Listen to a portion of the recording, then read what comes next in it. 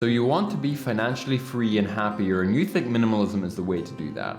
But perhaps you've also come across some stuff online claiming minimalism is bad or pointless and it's just a dying trend.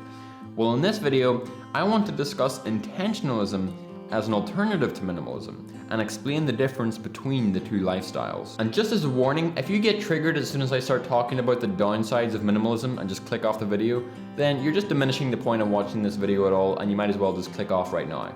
But if you want to hear me out, let's go. Hi, I'm Jamie, and I've been more or less practicing minimalism or intentionalism for about a year or two now, and I've come to the conclusion that intentionalism is actually way more effective at keeping me grounded, happy, and healthy than minimalism. But I don't think minimalism is a bad thing. I still practice it, but now I just practice it in a way that doesn't tarnish my enjoyment of life. You see, before, I would try to go extremely hardcore. I basically didn't buy anything that wasn't going towards my creativity or business, with the exception of getting takeaways with friends. Whenever you're hungry, it's just hard to ignore that big M, what can I say? But by far the biggest benefit I noticed with minimalism was less stress, like significantly less stress. And the reasoning behind this is something that I learned from psychologist Josh Hudson. Every item that you owns a little piece of real estate on the back of your mind.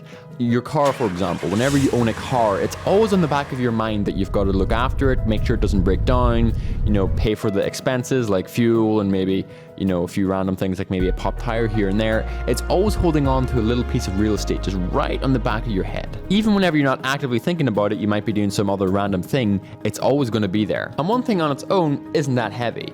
But the more stuff you own, the more of your mental bandwidth is being used up, which means your default stress level is going to be so much higher than it normally is, and you'll find yourself always on the verge of a mental breakdown.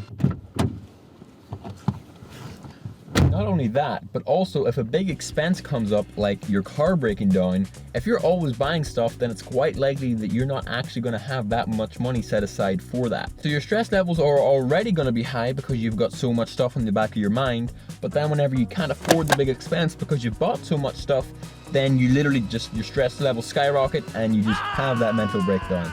And it's not very fun. Compare that to the lifestyle of living below your means and only spending your money on things that actually make you happy, like your creativity, your learning, and adventures. I do own a car. It's a very cheap car, and it's only because I live out literally in the middle of nowhere, and without it, I basically couldn't get places unless I had people drive like 20 minutes to pick me up. So I do need a car. It is a necessity for me, but still, for the most part, I really only spend money on things that I think actually make me happy and that don't add too much to my stress level. And when I live like this, I feel much more peaceful than I do otherwise whenever I'm just spending money recklessly on clothes and games and just random things that I forget about after a week. And plus, whenever big expenses come up, like if my car breaks down, I always have enough money set aside so that I can afford it. But there is one major downside to minimalism that I don't see anyone talking about. What is love, baby? Don't hurt me. Don't hurt me. Dude, you don't just wait for me to get out of the shower. The heck?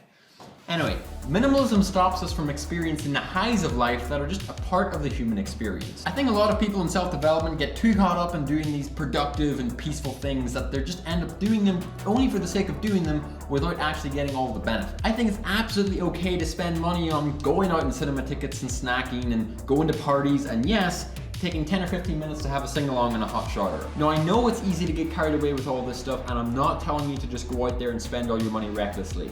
But I do think it's totally okay to spend your money on fun things every once in a while. If you watched my previous video, you'll know that doing those things don't impact your default happiness at all, but what they do allow you to do is reach the peaks of happiness that just aren't otherwise possible. And I really do want to experience every aspect of life, not just the most sensible. Yes, big highs also come with really low lows, but to not have big highs or big lows would be flatlining, the end of life as we know it. I don't know about you, I'd rather live. Now, you may disagree with me, and that's fine. This is just my perspective and what's worked for me. You're still here? Oh, well, first of all, thank you, because this is really going to help with my watch time for the algorithm.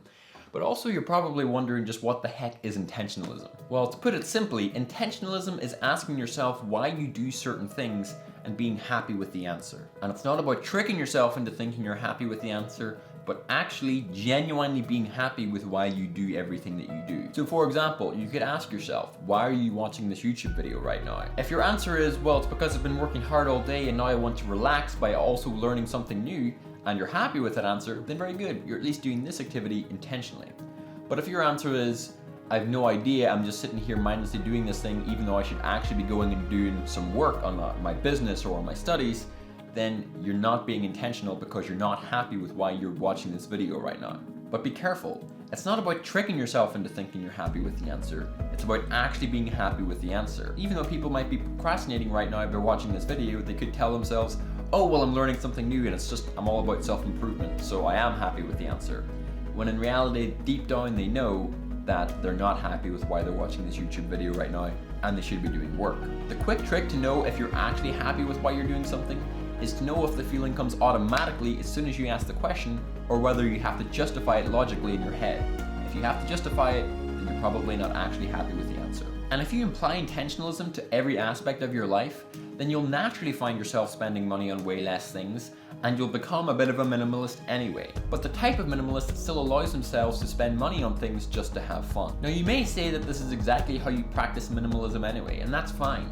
I think everyone has a different definition of what it means to them anyway. Perhaps it's time we stop trying to identify ourselves with labels and just do the things that work for us personally and actually make us as individuals happiest. If you want an actual step-by-step guide on how to live an intentional life, there's a video on screen right now which is going to show you how to do that using a 5-minute journaling framework that you can just do every night before you go to sleep. It works very, very well. Click to watch that video next, and I'll see you in the next one.